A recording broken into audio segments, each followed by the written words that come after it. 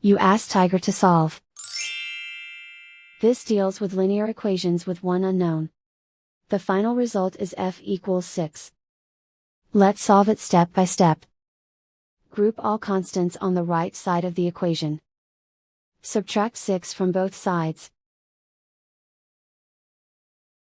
Simplify the arithmetic.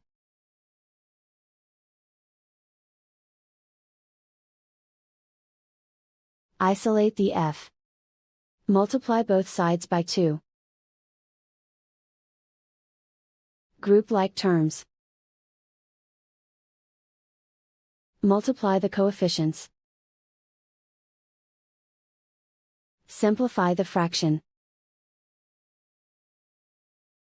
Simplify the arithmetic. And so the final result is f equals 6.